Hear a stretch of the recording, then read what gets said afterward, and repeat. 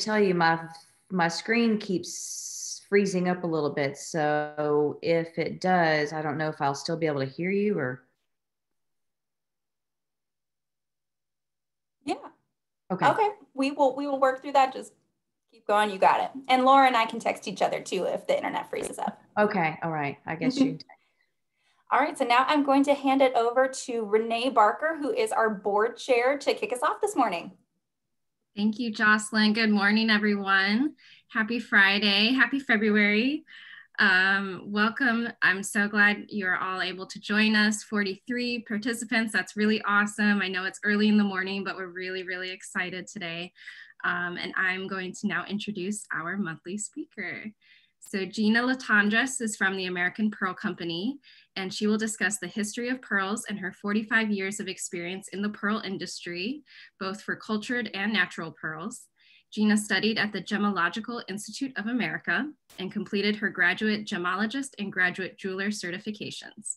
The American Pearl Company was founded in 1961 in Camden, Tennessee, and expanded to Nashville in 1991, which was also the year that Gina was appointed president of American Pearl Company. So we are really excited to hear her story and learn more about Tennessee cultured pearls. As Diane mentioned, if you were here earlier, we do give out a speaker gift of the American Pearl from Gina's company. And this is really, really exciting to learn more about it and kind of see the history and her story. So welcome, Gina. Thank you so much. I'm so excited to be here and so many beautiful faces.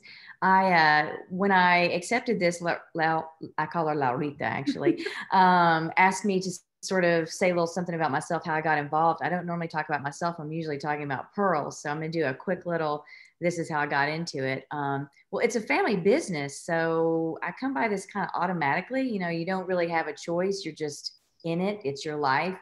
Whether it's packing up the family to go to a jewelry exhibition or it's hosting your colleagues or your clients that are coming in from Japan, China, or Hong Kong. But my first real recollection of business in pearls would have been in the summer of 1975. I was 8 years old and we were going on vacation, which was actually packing up the family, me 8, my brother that was 6, and my baby sister who was 2. In my father's Cadillac, which had a trailer hitch, and we had a U-Haul. The U-Haul was packed full of pearls, gold jewelry, and exhibition materials. And it took us a week. We drove from Camden, Tennessee to Los Angeles, California, which is about 2,000 miles. It took us about a week because back then you couldn't drive very fast with a U-Haul truck behind you, especially in August. It was very hot. Tires, we used to have a lot of blowout tires. I don't know if they're just made better today or what, but, and then every night we had to stop and unload that U-Haul and take everything out of it because our insurance required that it be with our person. If it was out in the car and stolen that night, then it's not covered by insurance. So we had to unload all this precious cargo every night and repack it back every day. So we arrived finally in California, and as being the oldest, my father said, I would love for you to come help me at the exhibition. And here's what I'd task you to do. I want you to listen to the clients, their conversations, their questions. You can let me know if there's any specific questions that I might answer for them as they're shopping. Make sure that nothing is stolen. And also straighten up anything. If you see any pearls that are out of order, if somebody picks something up and it's just put back the wrong way, just kind of straighten that up a little bit. And so that was my task. And that's how I got started, 1975. All right, I think I need to share the screen here. How do I do this? Here, okay. And then you can do this. Okay. Click share. Okay. Perfect. Okay. Am I live? You're live. All right. So this picture is a picture of my mom, my dad, and I in 1991. It's not. How come it didn't do it? You look still the same. Oh, geez. Thank you for that. Here we go. So when I talk about pearls, I always try to describe the different varieties. So natural pearls, cultured pearls, and imitation.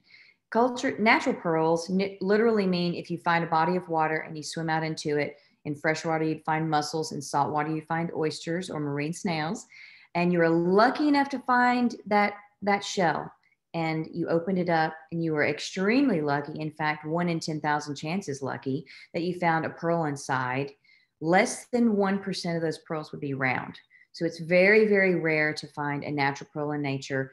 And it's extremely rare to find one that is round. So hence cultured pearls come into play, and they are from salt and fresh water. Pearl farmers around the world hire contract divers to collect their oysters if it's saltwater and mussels if it's fresh water. And they bring them to the farm, perform a surgical procedure, which we call implantation, and insert a seed. Now the seed can be round. If it's round, it's a round pearl. If the seed is triangle, like the one I'm wearing, your pearl turns into a triangle shaped pearl. So I also mention imitation pearls. And the reason why is because there are several varieties of imitation pearls, fake pearls. They're man-made, made of plastic, glass, or different composites that look quite beautiful. And they have trademark names that are sold in department stores. These imitation strands can go for $200 to $2,000. So oftentimes, consumers will purchase these thinking that they're purchasing real cultured pearls, because you can also get cultured pearl strands for $200 to $2,000. So I always mention that.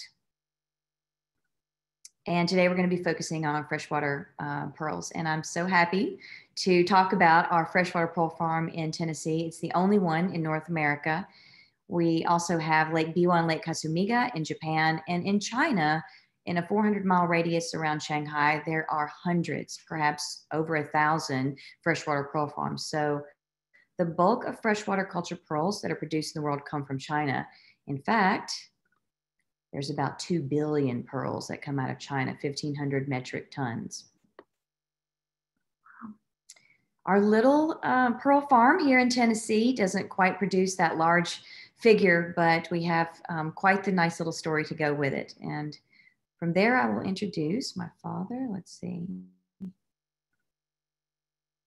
So the story essentially begins with my father, Gina Latendresse. In 1949, he was a commercial fisherman in Florida, a saltwater commercial fisherman, and he was invited to his parents' 25th wedding anniversary. So he drove from Florida to South Dakota, and he drove through the state of Tennessee, and he was just taken back by the rolling green hills and mountains and the pristine blue lakes and rivers. And so on his way back from the reunion, he stopped and spoke to some locals, and he went back to Florida, and he just packed up and he moved to Tennessee. And he settled in an area called Nickajack Lake, right outside of Chattanooga on the Tennessee River. And he started a fish business called Johnny's Fish Market. So he was a commercial freshwater fisherman, supplying freshwater fish and the eggs to the local restaurants, as well as he had a cold truck that would come and pick up his fish and take it to Chicago. He had a connection in the Chicago area for his freshwater fish. But while he was on the river one day, he noticed that there were some mussel divers, and he started inquiring about what they were doing. Well, apparently there was a guy that would come periodically to buy these freshwater mussels. And my father was so intrigued that he was like, well, I don't know exactly what all this is about, but I'm going to buy in. So by the 1960s, my father became the largest exporter of these mussel shells. Now you might be wondering, what in the world would people be buying these mussel shells, and why are they being shipped to Japan? Well, as you can see in this slide, the shell is sliced into slices and then diced and ground into round beads. Now, I introduced how cultured pearls were made, and part of creating a round cultured pearl is providing a round seed or round nucleus. Well, the only stable and viable nucleus in the world comes from the United States of America, and 60% of those round beads come from the Tennessee River and Mississippi River and the tributaries thereof. So these shells are harvested out of the various rivers, the Tennessee River, Mississippi River, and tributaries, by the hundreds, by the thousands, and by the 10,000s. Now, you might be wondering, because we often get the question, what about overharvesting? Isn't this depleting the natural habitat of these domestic shells? And yes, it was. From 1880 until the time my father came into the business, it was harvested in, as I said, the thousands and tens of thousands of these shells. And my father being in the fishing business, they had certain regulations. Now, there's more regulations today than there were back then in fishing, but there were none for mussel shelling. And so to make sure that things were sustainable, his conservative mind was thinking we've got to conserve these animals and make sure that this business is sustainable and the mussel shells survive and how we can work together. And so he went to his friends at TWRA, the Tennessee Wildlife Resource Agency. He was in with those guys because back then everybody knew each other, especially if you were a commercial fisherman. And they began talking about, like, how can we do this? There's so many species. We have over 300 species of shells in the United States. So it came down to figuring out this different species and the different sizes of when they reproduced and the age groups. So over time, from the 1960s until the 1980s, my father worked very closely, and I'm happy to report that not only Tennessee, but all the states surrounding followed suit. And there are regulations in place for the mussels. It was not an easy task, by the way. We received death threats. My family had death threats, and our windows were shot out and so forth. So you can imagine it was really a difficult time for my father because he was just trying to protect the environment, and he was trying to protect actually everybody involved in this business, because there were thousands, there were 2,000 divers back in the 1960s just in the state of Tennessee alone who supported their families with this industry. So he was trying to protect their livelihood, but they thought he was trying to take away from their livelihood by putting regulations on them. So this picture is from 1966. My mom and dad, John and Gina Latendresse, and in the background, this is the Port of Mobile. You can see those shell bags full of shells that are being shipped to Japan. So by 1965, he was on a business trip to Japan with his colleagues, and he met my mother, Chessie, Chieko Nakamoto. And they fell in love, and 3 weeks later, they were married.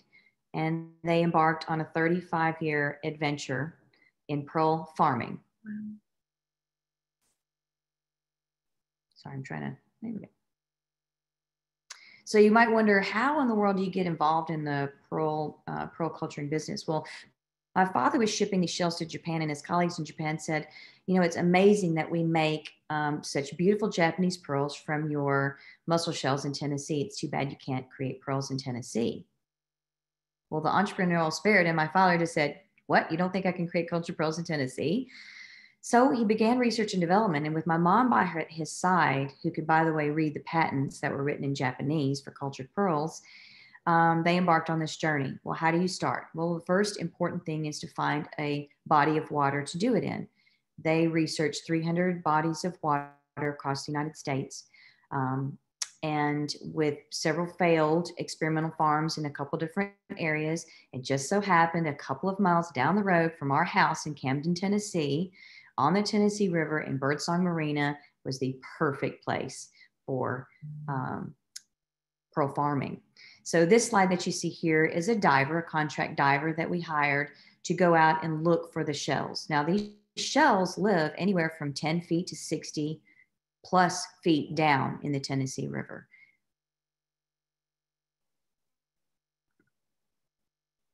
Now, we were talking about the sizes and regulations. So how does one know what size shell can be taken out? Per species, there is what we call a sizing ring that you can see here in the photo. So this particular shell is a washboard shell. If it passes through that ring, it is too young. It has not had time to mature and procreate. So it goes back to its natural habitat. Now, once they come to the pearl farm, they are put into nets that are hanging 2 feet from the surface of the water, which is an optimal area for plankton and for sunlight and oxygen. Once they've acclimated the pearl farm, we have a donor mother shell that we call it, that we extract tissue from. These are epithelial cells that you see on that little wooden block. So this little graft tissue is going to help heal this incision that's going to be made. So the muscle is brought in and it's just barely open, just enough to see inside. A scalpel is taken by a skilled technician, inserted into the mollusk, and created this pearl pocket. Inside the pearl pocket, we put the seed. Round seed for a round pearl, triangular seed for a triangular pearl. And then this graft tissue is inserted inside. And just like with graft tissue or grafts for humans, this skin or this grafting helps to heal that pearl pocket so that the cultured pearl can then form inside of this pearl sac. So you see here how very small that opening is. The technician is now inserting the round seed. And just as with every operation, there's a post-op. So this is the post-operative area for the shells. And they can stay there anywhere from a couple of days up to a couple of weeks, depending on the size of the implants, how many implants were put in, the time of year, all of those factors play into it. And we watch the animals. We pay very close attention to their needs. Once they have their surgical procedure done, they are taken back to the pearl farm, and they are allowed to grow there from 2 to 6 years, depending on the type of implant that's done. Now, we often get this question about, are there any benefits to pearl farming, and are the mussels confined because they're in these nets, which is not normal for them? So let's talk about where the shells are actually growing. So if they're 10 feet or 60 feet down in the Tennessee River or the lakes, what kind of environment are they in? Well, when you walk into a lake or a river, it's not smooth like concrete. Your feet squish down into the silt and the sediment and the mud, right? And it's squishing between your feet. So the mussel shells are living down in this habitat, which is their normal habitat. So by bringing them to the surface, it allows them actually to have more oxygen and nutrients because they're actually filter feeders. They feed off of plankton and zooplankton, which is closer to the surface of the water. And we invented or designed the netting so that the mussels are able to open and close and spawn just like they normally would at the bottom of the lake or river. So here's an interesting thing we're going to talk about, kind of go into the how they spawn. So the mussels, adult mussels, once they're ready to spawn, which is usually in the fall, they spit out their eggs and sperm, which then form the glochidium. The glochidium is a parasitic, small, microscopic little creature that's swimming around in the water. Now imagine if you're in the silt, in the muddy muck bottom of the rivers and so forth. At this particular time, this glochidium, it must attach to a host fish. It's actually a parasite for the first year of its life. So if there's no fish swimming by, the glochidium goes down into the silt and just disappears. So these animals are actually producing these glochidium by the millions. And it's just by chance that a fish might be swimming past just at that perfect time. So again, when it's brought closer to the surface of the water, there's more fish, there's more food availability, and more oxygen for the animals. Now, interestingly enough, because they are parasites on the gills of the fish, I get the question of, well, where do they drop off at? Well, it's funny because, there is no drop off point, right? The fish are just swimming around. They don't stay in Birdsong Marina. They go to the Kentucky border. They go to the Alabama border. They're swimming up and down the Duck River and all the little tributaries. All the while, they're just dropping little shells everywhere. And so new mussel beds are created from that point. And if you see the fish that are around the pearl farm, you'll actually see them. Their gills are somewhat infested with the shells because they attach. So if you ever catch a fish during that time of year and see anything in their gills, they're not sick. They just have baby mussels along for the ride. So once it's time for harvest time, we also have maintenance, by the way, daily and weekly on the shells to make sure that they're, turned the right way. Sometimes they can get a little dislodged, and or making sure that There's no algae. So we have an algae problem as well when they're closer to the surface. So we do have to clean the algae off of the shells so that the algae does not suffocate the mussels as well. And then we have harvest time. So we extract the pearl at harvest time, and you can see from this image here, this particular pearl is sort of a teardrop shape. So there was a teardrop seed that was implanted. And from this image, we often get questions about, well, what do you do with the shell and what happens to the meat of that animal? Well, it is, we do recycle everything. The shells are used in button manufacturing, mother of pearl inlay, and it is, as I said, the only stable and acceptable source of nuclei or seed for cultured pearls for every single pearl farm around the world. So if you take a strand of pearls, cultured pearls, and you cut it in half, the seed that's inside comes from the Tennessee, the Mississippi, or any tributary thereof here in the United States. The little particles of shell or broken pieces can also be ground and used in cosmetics and herbal remedies. That's been going on for over 100 years. The meat is used as fertilization, most often fish bait, and additive for farm animals. So the pearls that come out of the Tennessee River are quite unique. This particular one is called the dome. I don't know if you can see. Oh, I don't have a little, oh, there it is. Yeah. There it is. So you can see these little, some people call them fried eggs, but they're called domes or blister pearls. And they can be cut out with an ultrasonic machine. You can see it here. And this is how they look in jewelry. Wow. So some people have maybe recognized this as what they call a mabe pearl. That's the Japanese variety. The American culture pearl, we trademarked it, the dome pearl. Another pearl that was invented on our Tennessee pearl farm is what we call the fancy shapes. Now, my father, Gina Latendresse, known as the father of the American culture pearl, is also known as a pearl Picasso, because he invented all these interesting shapes. And the reason why is because he was interviewed by several media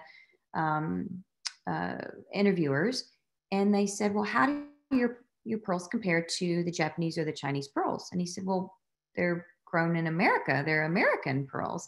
They're not imported.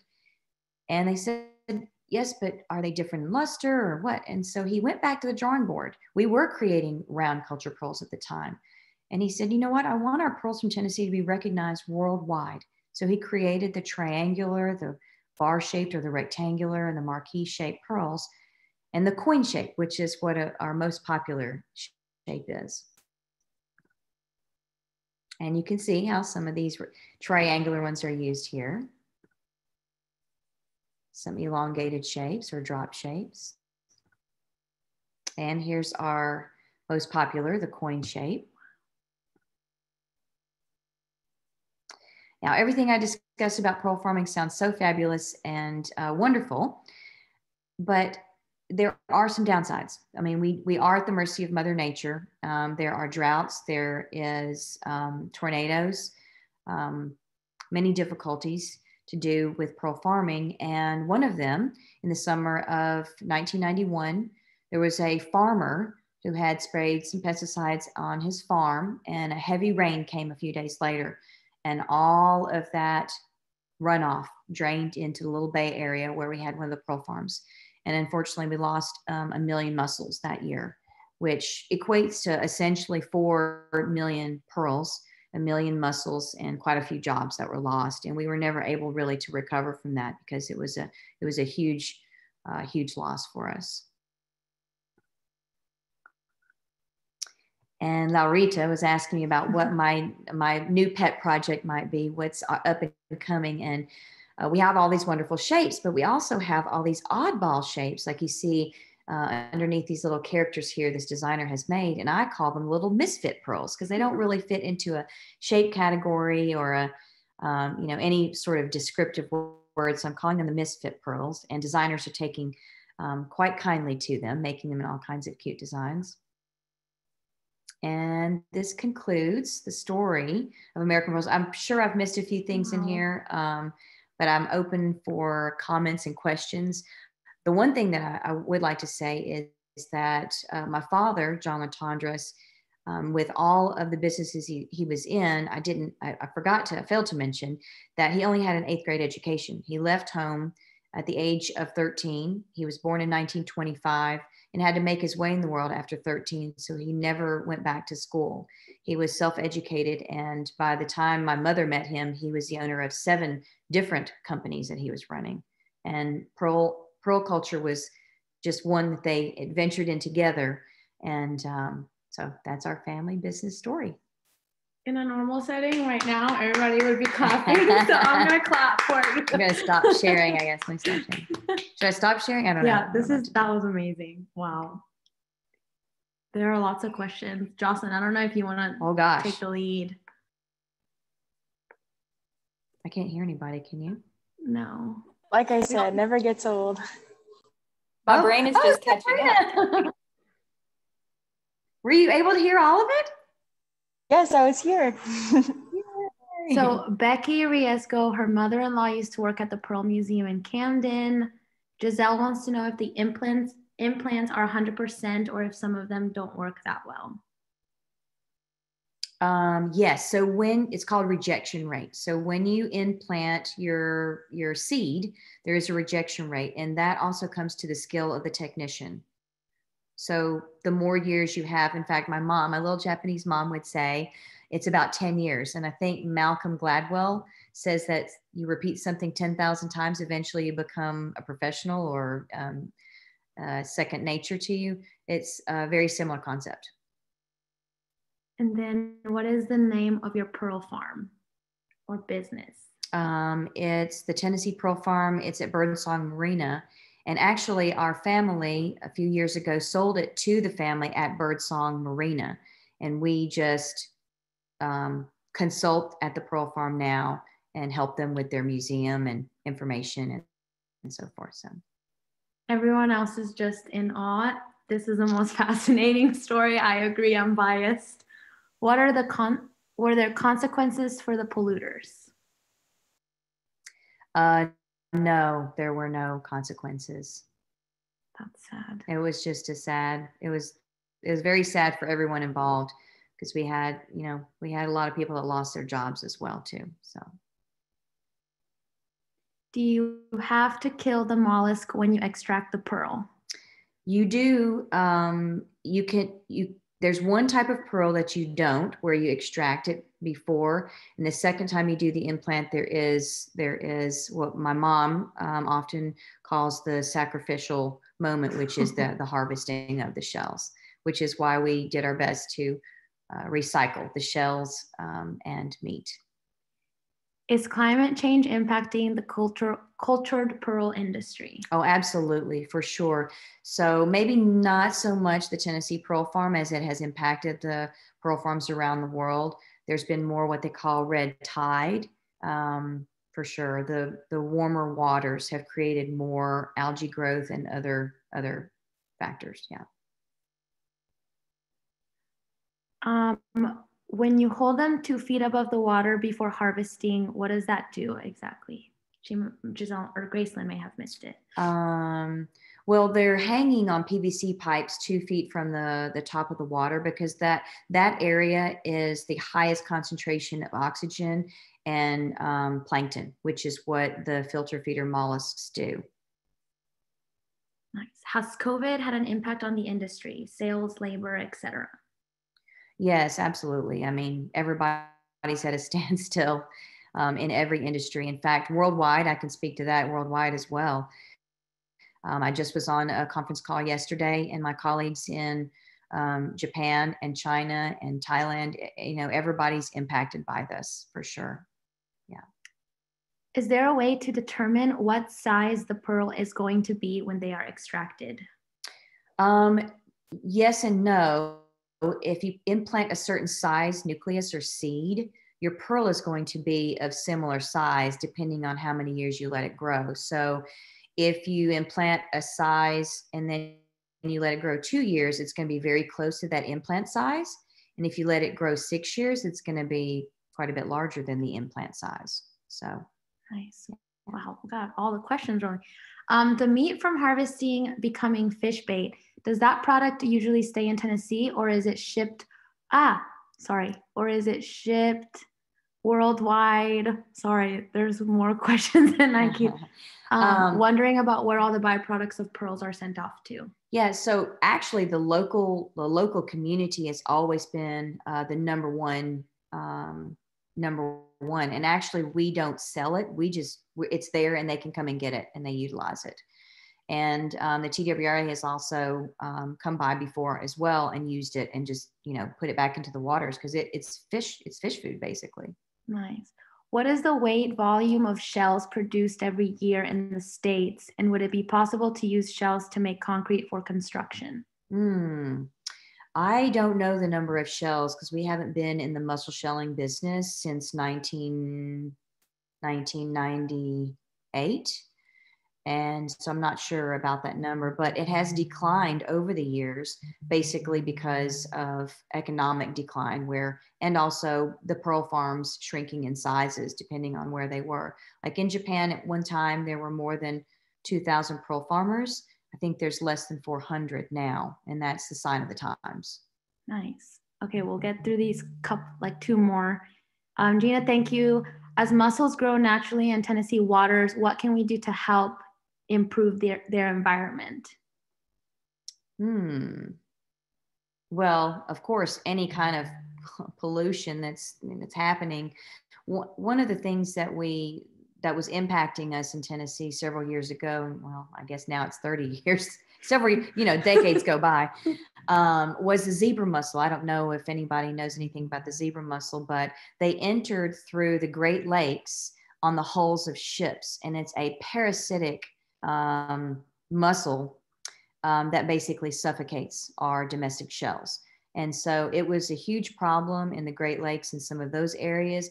But when it came down to Tennessee, we didn't really see necessarily a problem, but where the intake areas of I guess we have warmer waters. And so where you see the most impact is where it's colder. This particular shell lives in colder water. So as it trickled down into Tennessee, we didn't have as much of a problem. But, we're always, being in the farming business and working with these animals so closely, we're always very sensitive to anything that's happening. So anytime there's a tornado or there's flooding or there's drought, we have to watch that. And we have to lower and the nets up and down in the waters depending on what's happening. So. How many varieties of mussels do you have at the farm? Currently, there's only one, Megaloniasis nervosa, and that's called the washboard shell. So it's called the washboard shell. So if you looked at it from the outside, it has a bunch of ridges on it, which looks like the old washboard washing boards that they utilized. Gosh, I'm not sure when the washing machine was invented, but pre-washing machine. Nice. Wow. There's so many. Okay. Here, I heard, I buy oyster mussel shells as a calcium supplement for my chickens. Is that a market for you all? Yeah. So we ship the shells overseas to Japan, and then any fragments that can't be used in pearl culture are sold basically to those businesses to be utilized as herbal remedies and cosmetics. Yep. Okay, we'll do one more minute of questions. Okay. Can we visit your farm? What type of events do you host? You can visit the Pearl Farm. There is a museum. Unfortunately, a couple of winters ago, it had a gas leak and there was an explosion and everything was lost. No lives were lost. Thank goodness. In fact, everybody had left the building at 5 o'clock that day, and at 5:15, the building actually exploded. So the museum was completely destroyed, and it's taken us a couple years to put it back together. There are a few artifacts there. A lot of things were lost at the time, but you can visit and see where the Pearl Farm is. There's a video there that you can watch. For sure, you can see a few artifacts and see the jewelry on display. I do also offer, we're wholesalers, so we don't sell directly to the public, but a couple times a year, we do actually invite the public to come purchase the Tennessee pearls and pearls from around the world for that matter. I don't have the exact dates. We have a general, right now it's going to be mid-April to early May, but as soon as I have that, yes, I would love to share that information. Have any of you guys come. If you're not able to come, please invite your friends and family. We can also, show you things by text message or by email. So I really appreciate all your attention and all the questions. In fact, I love these kind of events because then it kind of gets my mind, moving with everything. In closing, if we're near the end here, I want to make sure that I give creds and thanks to my parents, John and Jessie Latendresse, because without their hard work and honestly 30 years of research and development, there would be no Tennessee cultured pearl. Yep. I'm really sorry if we missed your questions, but we can close with like your website and your social media. Yeah. So I think I don't know your Instagram handle, but it's just American Pearl Company, at American Pearl Company. So Instagram is American Pearl Company, and then your website is AmericanPearlCompany.com. All of it. That's not us. This one. Yeah. There is a website, AmericanPearl.com, which is often confused with us, but it's a company in New York that has nothing to do with us. But unfortunately, when all of those .coms came out, they had already gotten that one, and there were no regulations of, you can't take someone's company name and so on and so forth. Anyway, so our site is AmericanPearlCompany.com, all spelled out. Well, we have dropped the right website into the chat. Thank you so much, Gina. Let's give her another round of applause. Thank you. Yay. Thank you. Thank you. Thank you. That was incredible. So appreciate you. Now I'm going to toss it over to Grace Lynn, who is going to give us our monthly TWIG announcements. Yeah, absolutely. And Gina, thank you so much for that presentation. I feel like my jaw just dropped. Like, I don't know, it just seemed like throughout the presentation, just like, it was amazing. So thank you so much. I feel like everybody was just so fascinated by that. So thank you, it was amazing. And everybody, welcome again to TWIG. Thank you again for that fantastic presentation, Gina, and thank you all for being here. Our mission, as always, is to empower, inspire, and connect women who are committed to environmental sustainability. So thank you all for helping us achieve this goal once again this year. Huge shout out to our sponsors. We simply could not do what we do without you all. So we're so thankful for each and every one of you. If you or your company is interested in becoming a sponsor, we do have more information on our website at TennesseeWomenInGreen.com/become a sponsor, or just go to our website. It's under Get Involved, Become a Sponsor. Thank you for starting and renewing your membership with TWIG. If you're new to TWIG, please don't hesitate to reach out. Board member emails are on our website. You have access to a TWIG directory, which has all of our members' social medias, LinkedIn, phone number, email. So please use that. It's an amazing resource. I know we can't, shake hands or hug this year, but it's something, and a virtual coffee is always great. So I'm always happy to, connect with new members. So thank you all to everyone who participated in the virtual movie night last month. We were super excited to partner with Patagonia Nashville for 2 amazing prizes. So if you missed it, you can still check it out. It's called Public Trust, and it's free on YouTube.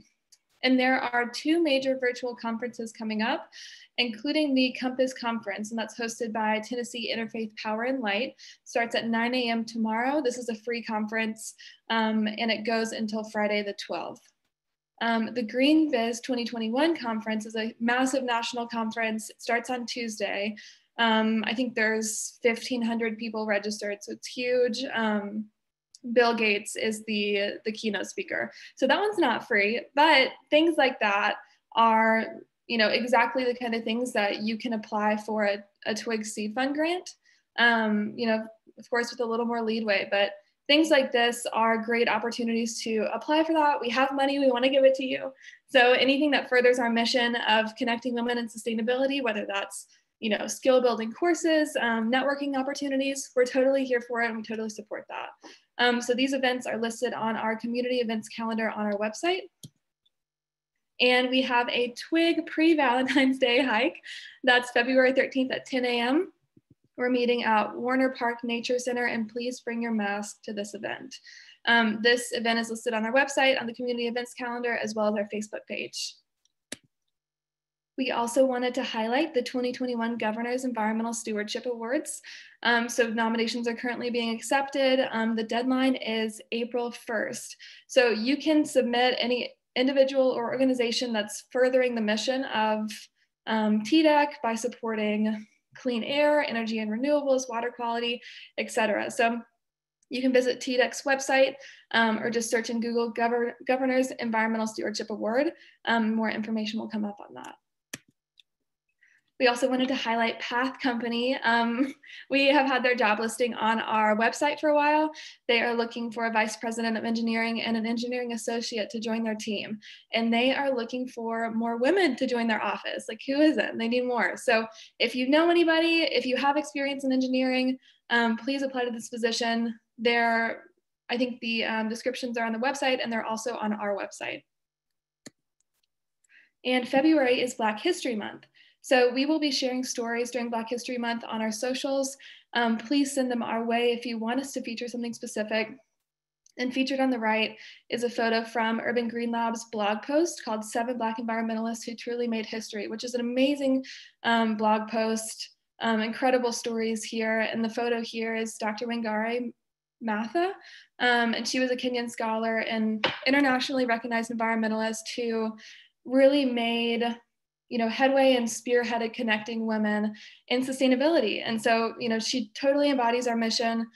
We really encourage you to read this blog post and, keep an eye out on our socials for more stories like this. And Iris's book club. So they have started a new book called Lab Girl. It's a memoir by an American geochemist, a geobiologist, and a professor. Her name's Hope Jarin. And this is the perfect time to get started with Iris's. They started a brand new book. So get this from your library, borrow it from a friend. I hear it's an amazing book. And sign up for the Iris's newsletter. They have a separate newsletter from us at TWIG.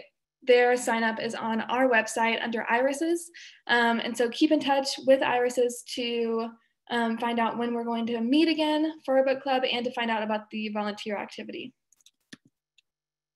And yeah, thank you for spending your morning with us. It's been a fantastic start to our Friday, start to our weekend. As always, you can discover all things TWIG at TennesseeWomenInGreen.com. Connect with us via tnwomeningreen@gmail.com.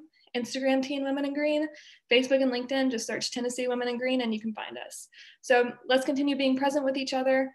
Thank you so much for being here, and y'all have an amazing weekend.